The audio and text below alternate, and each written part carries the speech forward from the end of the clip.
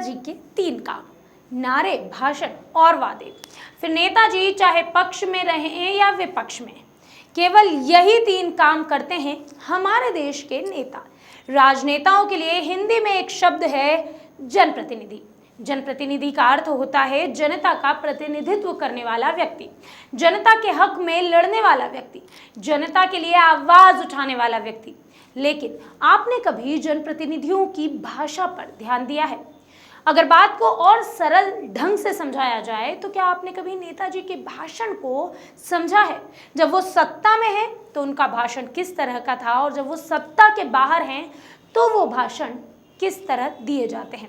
आज की हमारी खास खबर नेताओं के भाषण के भाषा के अंतर पर है कि आखिर कैसे नेताजी ने सत्ता से बाहर रहकर जनता के लिए आवाज उठाई और कैसे सत्ता में आते ही सारे वादे भूल गए। इस सत्ता के खेल में पिसाता है केवल आम नागरिक, क्योंकि नेताजी के सत्ता की रोटी की आंच आम आदमी की पीड़ा और गरीब आदमी की मजबूरी से ही लगती है।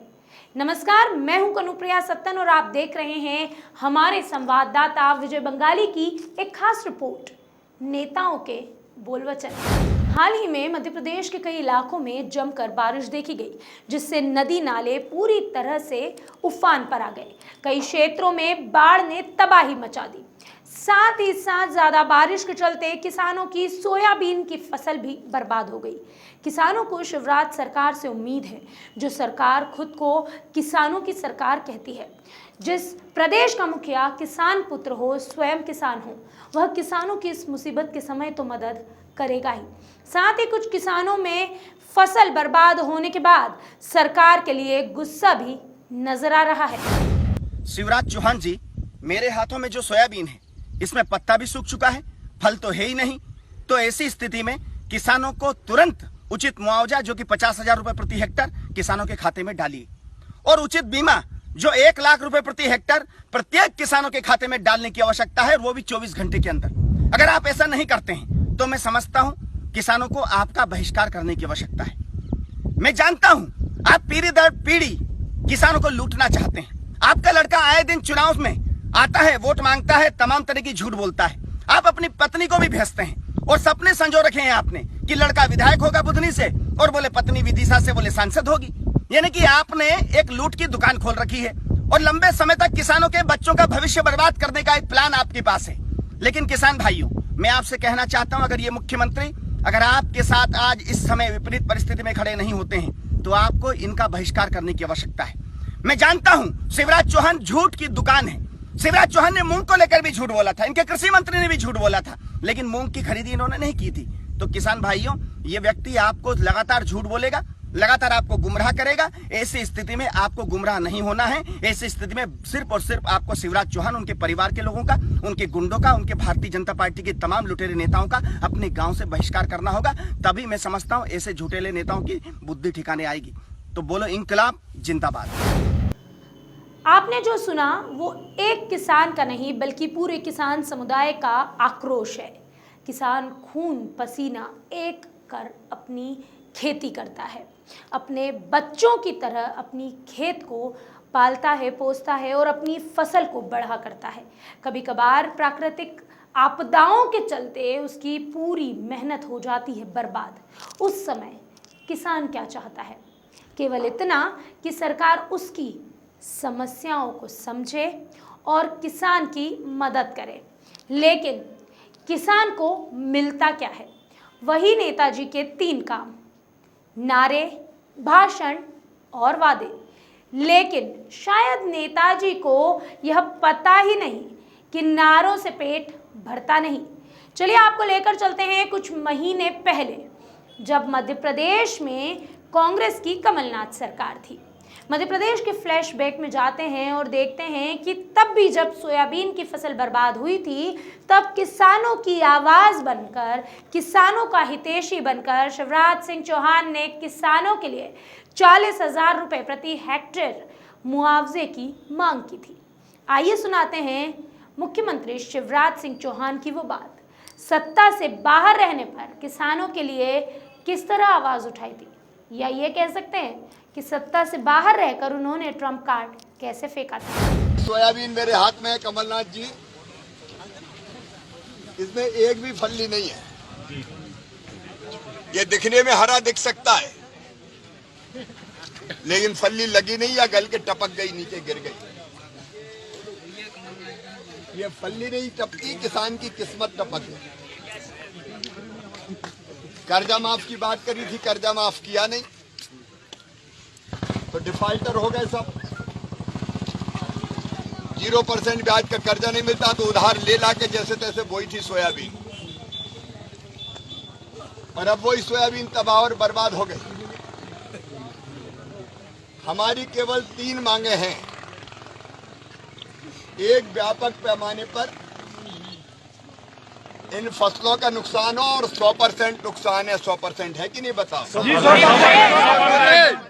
और 40,000 रुपया प्रति हेक्टेयर की दर से सोयाबीन का मुआवजा दो, ये हमारी मांग है। आपने सुना कि कैसे मुख्यमंत्री शिवराज सिंह चौहान जब सत्ता से बाहर थे तो किसानों के हक की मांग की थी, और अब तो वो खुद ही मुख्यमंत्री हैं। उन्हें खुद की ओर से की गई मांगों को पूरा करने के लिए केवल करना है एक हस्ताक्षर। जिस बात के लिए शिवराज सिंह चौहान कभी सड़क पर आने को तैयार थे, आज वो काम बड़ी आसानी से किया जा सकता है। इसी बात को लेकर विपक्ष अब शिवराज से सवाल पूछ रही है।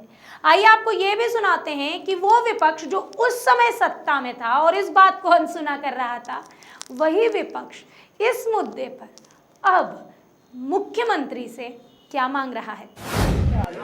कि शिवराज सिंह चौहान जी ने 2 बातें जब कमलनाथ जी की सरकार थी तो बहुत दृढ़ता से कही थी। एक, उन्होंने कहा कि बिजली के बिल मत भरो, सड़क पे लड़ेंगे और काटेंगे तो शिवराज सिंह जी खुद जोड़ने आएंगे। शिवराज सिंह जी जब से मुख्यमंत्री बने हैं तो जो 200 रुपये का बिल आता था वो 2000 रुपये का बिल हो गया। किसानों का ट्यूबवेल और फसलों का जो कृषि का कनेक्शन था वो सीधा डबल हो गया। किसानों की ऋण माफी बंद कर दी, इसलिए किसान और ज़्यादा ग्रसित हो गए, और इसी बीच सोयाबीन की फसल बर्बाद हो गई। जब सोयाबीन की फसल बर्बाद हुई तो शिवराज सिंह जी ने कहा था कि 40,000 रुपया पर हेक्टेयर, 40,000 रुपया पर हेक्टेयर किसानों को मुआवजा मिलना चाहिए। अब वो मुख्यमंत्री है, कुछ नहीं करना उनको सिर्फ सिग्नेचर करना, निर्णय लेना है कि 40,000 रुपया पर हेक्टेयर किसानों की सोयाबीन की फसल बर्बाद हो गई, न इसमें फली है, न जमीन से सूख रही है, पानी नहीं गिरा, फिर पानी ज़्यादा गिर गया, फिर बीमारियां आ गई। और सबसे बड़ी बात, शिवराज सिंह जी जब से बने हैं, जब से माफिया राज जो पेस्टिसाइड में है वो सर चढ़ के उसका तांडव मच गया है। किसानों को नकली दवाएं बेचना, पेस्टिसाइड बेचना, उसका कोई सदुपयोग ही नहीं है किसानों की फसलों के लिए। तो लूट चारों ओर से चल रही है। कल शिवराज सिंह जी आ रहे हैं इंदौर में, परसों मैंने कलेक्टर से अनुरोध किया है, कांग्रेस पार्टी का प्रतिनिधि मंडल उनसे मिलना चाहता है, हम विधायकगण मिलना चाहते हैं, जिला अध्यक्ष और शहर अध्यक्ष जी मिलना चाहते हैं। कांग्रेस पार्टी मुख्यमंत्री से मिलकर मांग करना चाहती कि आपने ही जो कहा बिजली के बिलों का, आपने ही कहा सोयाबीन का 40,000 रुपया पर हेक्टेयर से मुआवजा का, वो काम आप पूरा करो, अन्यथा किसान सड़क पे आंदोलन करेगा। कोविड की महामारी के बाद शिवराज सिंह जी ने हमें रास्ते बताए ग्वालियर से कि भीड़ करो, जिसको मरना है मरेंगे, जिसको जीना है जिएंगे।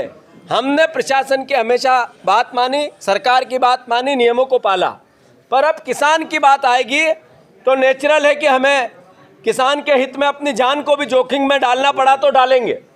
और 40,000 रुपया किसानों को सोयाबीन का मुआवजा मिले, ये हमारी मांग है। शहर कांग्रेस के अध्यक्ष जी आदरणीय प्रेमचंद गुड्डू जी, आदरणीय विशाल पटेल जी, आदरणीय सदाशिव यादव जी और पूरा कांग्रेस का प्रतिनिधिमंडल 1 घंटे से कलेक्टर को अलग अलग मुद्दों पे चर्चा कर रहा है। मैं मैं अनुरोध करना चाहता हूं कि प्रशासन दोहरे मापदंड से नहीं चल सकता। यह हमने कलेक्टर को कहा। एक तरफ बड़े बड़े पांडाल के साथ अनुमति राजनीतिक कार्यक्रम की और दूसरी तरफ गणेश पांडालों की अनुमति नहीं। यह कैसा दोहरा रवैया है? एक तरफ 2 नंबर में कनकेश्वरी गणेश जी पूरे बैठे बड़े भांडा और बाकी जगह अनुमति नहीं है। तो क्या एक कलेक्टर, एक प्रशासन ने आंख मूंद ली है?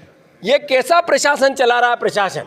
ये सवाल है यार। स्कूलों की फीस स्कूल घर से ट्यूशन फीस हो रही है, पर तांडव मचा दिया स्कूल संचालकों ने। हमने मांग की है कि स्कूलों की फीस सरकार भरे। स्कूलों को सहायता के अब आम जनता की हैसियत नहीं बची कि वो स्कूलों की फीस भर सके।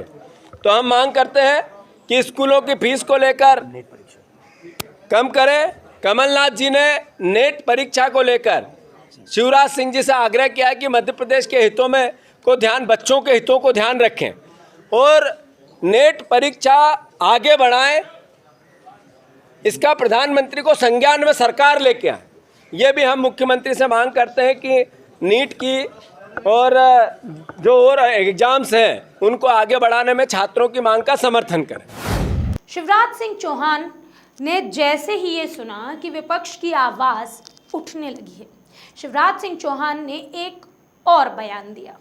उन्होंने कहा, मैं किसानों को दुखी नहीं देख सकता। अब मैं किसान अगर तकलीफ में हैं तो मैं बैठ नहीं सकता। लेकिन हम तो सिर्फ इतना ही कहेंगे, शिवराज जी, भाषण से पेट नहीं भरता। आई और फसलों को सोयाबीन की उसने तबाह किया। अरे मोबाइल नीचे करना और किसान भाई, मोबाइल नीचे कर ले यार। चिंतित और परेशान है। 1 सप्ताह पहले ऐसे हालात नहीं थे। कई जगह तो 3 दिन में 4 दिन में ही मेरे पास समाचार आना शुरू हुए। अब मैं ऐसे में बैठ नहीं सकता आराम से। किसान संकट में हो और शिवराज बैठ जाए, ये हो नहीं सकता। ये बात सही है कि कोरोना ने अर्थव्यवस्था की भी कमर तोड़ दी है, लेकिन फिर भी इस संकट की घड़ी में किसानों की पूरी सहायता करेंगे। फसल बीमा योजना की तिथि बढ़ के 31 अगस्त हो गई है। फसल बीमा योजना का लाभ मिले और उसके साथ साथ बाकी जो आवश्यक व्यवस्थाएं किसान की, वो सब मैं कर दो। आज मैं यहाँ देखने आया हूँ, कल भी मैं कुछ जिलों में फसलें देखूंगा। उसके बाद किसानों के लिए हम रणनीति बनाएंगे। किसानों की तकलीफ में पूरी तरह से साथ है, इस तकलीफ से बाहर निकाल के ले जाएंगे। आपने देखा पिछले साल का हाल क्या था, इस साल का हाल क्या है। तब सरकार दूसरी थी, किसान का हाल तब भी वही था। आज सरकार दूसरी है, किसान अब भी बेहाल है। बात यहाँ पर सिर्फ इतनी है कि आम जनता की समस्या केवल चुनावों के पहले मुद्दे नहीं हैं। राजनेता सोचते हैं कि मध्य प्रदेश में उपचुनाव के चलते किसानों की समस्याओं को चुनावी मुद्दा बना लिया जाए। किसान की पीड़ा की रोटी पर अपनी राजनीतिक रोटी सेक ली जाए। किसान का संघर्ष अपने परिवार के पालन के लिए है। किसान की समस्या उसके बच्चों के भविष्य और शिक्षा में आने वाली कठिनाइयां हैं। अब देखना यह है कि सत्ता से बाहर रहने पर जो मुआवजे और किसानों की मदद की बात शिवराज ने की थी या अब कर रहे हैं, सरकार में होते हुए, मुख्यमंत्री होते हुए, प्रदेश का मुखिया होते हुए, जिन्हें चैन से बैठा नहीं जा रहा, वो किसान हित में अब क्या निर्णय लेते हैं।